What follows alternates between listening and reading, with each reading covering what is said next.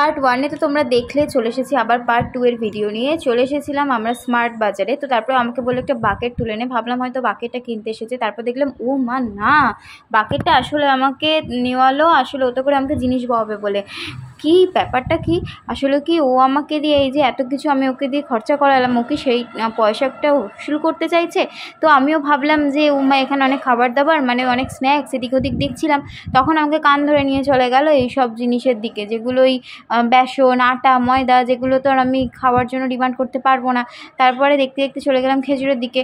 ও মা, খেজুরের যে আকাশ ছোঁয়া দাম, 600 টাকা করে খেজুরের প্যাকেট, সেটা তো আর বায়না করতে পারলাম না। তারপরে আমাকে নিয়ে চলে এলো ওই যে কাঁচা সবজির দিকে। আমাকে দেখে কি জানোয়ার মনে হয় বলো তো, যে এইসব কাঁচা সবজি চিবিয়ে চিবিয়ে খাবো আমি? তারপরে যাই হোক, ওই খেজুরের ওই টমাটা কাটিয়ে উঠে আমি গেছিলাম এগিয়ে আরও অন্য কাউন্টারের দিকে। দেখতে পেলাম অনেক কোল্ড ড্রিঙ্কস রাখা। টপ করে তুলতে যাবো, অমনি আমাকে বললো এটা নাকি অন্য লোকের বাকেট, সে নাকি শপিং করছে। তো আমি ভাবলাম এত কোল্ড ড্রিঙ্কস নিশ্চয়ই দোকান টোকান আছে, একটা নিলে ক্ষতি কী, কিন্তু আমাকে সেটা নিতে দিল না।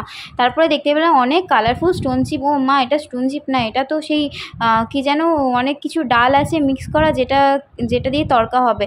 আর আমার এইসব দেখতে দেখতে ঘুম পেয়ে গেছিলো, আমি অনেকটা টায়ার্ড হয়ে গেছিলাম, বোর হয়ে গেছিলাম, কারণ আমাকে দিয়ে জিনিসপত্র বোয়াচ্ছিলো, সেটা আমার মুখ চোখ দেখে তোমরা বুঝতে পারছো। দেখো দেখো কতটা ভারী হয়ে গেছিলো জিনিসপত্র, তাও এই মেয়েটা আমাকে দিয়েই বইয়ে যাচ্ছিলো। আর ও দেখছিলো, আরও মানে প্ল্যান করছিল কি কেনা যায় কি নেওয়া যায়, আর এদিকেও নিচ্ছে, আর এদিকে আমার বাকেটটা মানে ভারী হচ্ছে। তারপরে আমি এত কিছু নিয়ে বইতে আমি ভাবলাম আমারও একটু এবারে এনার্জির দরকার। তখনই আমার চোখে পড়লো এই ছাঁচটা। তো আমি দেরি না করেই, কিছু না বলেই টপ করে ওটা তুলে নিলাম যখন, আর তো ওটা আমাকে মানা করতে পারে না, তাই আর কিছু বললো না, উল্টে আমাকে আর একটা জিনিস সাজেস্ট করলো। যাই হোক, কী করবো, বেশ খুশি হলাম নিয়ে ওটাকে। আমি নিয়ে আনন্দে নাচতে নাচতে চলে গেলাম। তারপরে ও দেখছি জিনিস কেনার বন্ধই হচ্ছে না। এই এদিকে দেখ, কিছু কেনার আগে এদিকে এটা ওটা আর যা। তোকে কি এত খাইয়েছি এমনি না, এটা এত খাইয়েছি এমনি না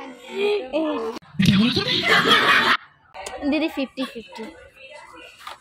তারপরের প্রস্তাবেও ফাইনালি রাজি হলো। 50-50 নিয়ে যেতে গিয়ে দেখলো অনেক ঝামেলা হয়ে যাচ্ছে, তাই জন্য ফাইনালি নিজেই কেড়ে নিয়ে নিল। ওটা নিয়ে একা একাই বইছিল, আমার একটু শান্তি হচ্ছিল। আর তারপরে দেখলো অনেক লোকজন, ভাবলো যে চাইল্ড লেবার বলে যদি ওকে ফাঁসিয়ে দেওয়া হয়, তো তাই জন্য আরোই বই নিল, ভাবলো বাচ্চাটাকে দিয়ে খাটাবে। আর আমি চলে এসেছিলাম একটা অদ্ভুত কাউন্টারের দিকে, এখানে বিয়ার ছিল, বাট এটা ছিল নন অ্যালকোহলিক। বাট কালারটা কি সুন্দর না, যদিও এখানে থেকে আমার কোনো কাজ নেই, তাই চলে গেছিলাম কোল্ড ড্রিঙ্কসের দিকে, আরও অন্যান্য কোল্ড ড্রিঙ্কসের দিকে। তো ওখানে গিয়ে খুব বায়না করছিলাম খাবো। তো বায়না করতে করতে আরও অনেক কিছুর দিকে চোখ যায়, বাট সেগুলো দেখে আমার খুব একটা ইন্টারেস্ট লাগে না, তার কারণ আমার পেটটা অনেকটাই ভরা ছিল। মোমো খেয়েছিলাম, আরও অনেক কিছুই খেয়েছিলাম, যেটা তোমরা পার্ট 1-এ দেখলে।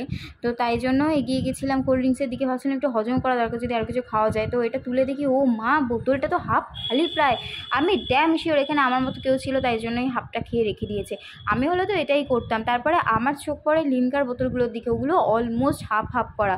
তখনই আমার মনে হচ্ছিলো যে এখানে কাজ করলে তো বেশ ভালো, এরকম হাফ খেয়ে বোতল যদি রেখে দেওয়া যায় তাহলে তো বেশ ভালোই ব্যাপার স্যাপার হয়। তো তারপরে দেখতে পেলাম একটা গোটা ব্যাপার, তো আমি বললাম না, এখান থেকে নিস না দিদি, হতেও পারে যে এটা আর একটা থেকে কেউ ঢেলে রেখে দিয়েছে, ভয় লাগছিলো, তাই জন্য এখান থেকে চলে এসেছিলাম। ওর মুখটা দেখছিলে, দামগুলো দেখে এমন হচ্ছিল রিয়াকশন, বাট যখনই ক্যামেরা অন করছি একটু সুন্দর করে হেসে দিচ্ছিলো, যাতে কেউ বুঝতে না পারে ওর জিনিসটা বইতে কষ্ট হচ্ছিল। আসলে ওর জিনিসটা বইতে খুব কষ্ট হচ্ছিলো। তারপরে এখান থেকে বেরিয়ে চলে গেছিলাম, দেখলাম লোকজন অদ্ভুতভাবে তাকাচ্ছে, তাই ভিডিওর ক্যামেরাটা অন্যদিকেই ঘুরিয়ে দিলাম। দেখছিলাম এখানে অনেক কিছুই ছিল, আর ও যত দেখছি জিনিসপত্র মশলা দেখছি দাঁড়িয়ে যাচ্ছে, তাই ওকে ঠেলে এখান থেকে বার করার কোনো রকমের চেষ্টা করছিলাম। তখনই দেখলাম এরকম পুচকেটা কি সুন্দর একটা সুন্দর রাইডস বানিয়ে ফেলেছিল ওই ট্রলিটাকে। আমি তো চাইছিলাম যে আমাকে যদি ওইভাবে একটুখানি নিয়ে যেত কেউ, যাক সেটা তো আর সম্ভব না, তাই মনে দুঃখ নিয়ে চলে গেলাম বিলের কাউন্টারে। ফাইনালি ওকে যেখান থেকে বার করতে পেরেছি, এটা ভেবেই আর এটা দেখে আমার ভীষণ আনন্দ লাগছিলো। এতগুলো জিনিসের বিল করিয়ে নিয়ে ফাইনালি বসে পড়েছিলাম টোটোয় বসে ভাবলাম যে না, খালি মুখে তো থাকা যাচ্ছে না, তাই জন্য আবার এই ছাঁচটা খেতে শুরু করে দিয়েছিলাম। ফাইনালি বাড়ি ফিরছি, বাড়ি ফিরে তো আরও বেশ মজাদার ব্যাপার। ওর মুখটা এরকম দেখছো কারণ ওকে বাড়ি ফিরে আবার রান্না করতে হতো, আর আমি তো খাবো, আমার আর কি, আমার তো বেশ আনন্দ। তার মাঝেই বাবু আবার ভিডিও কল করে, আবার এত খাবার দাবার দেখে যথারীতি কান্নাকাটি করে ফোনটা কেটে দেয়। তো যাই হোক, আমি যেটা বলছিলাম চিকেনের নতুন রেসিপি, যেটা আগের ভিডিওতে অলরেডি দেওয়া হয়েছে, আগে একটা ব্লগে, তো তোমরা যদি না দেখে থাকো তো অবশ্যই দেখে নাও। আর এখানে আমি একটা নতুন জিনিসের রিভিউ দিচ্ছিলাম, সেটা হচ্ছে এটার নাম হচ্ছে ম্যাঙ্গো শ্রীখণ্ড। দইটা বেশ টেস্টি ছিল, টেক্সচারটাও সেরকমভাবে টেস্ট করে বুঝতে পারবো জিনিসটা কেমন।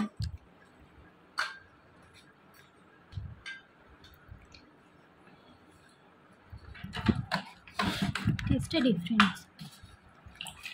দাম ছিল 45 টাকা। টেস্টটা ভালোই ছিল, অ্যাভারেজ লেগেছে আমার। যদিও তোমরা একবার ট্রাই করে দেখতেই পারো। তারপরে সবটা হজম করার জন্য আর একটা শান্তির ঘুমের জন্য অবশ্যই এটা প্রয়োজন ছিল, যেটা ছিল কোল্ড ড্রিঙ্কস।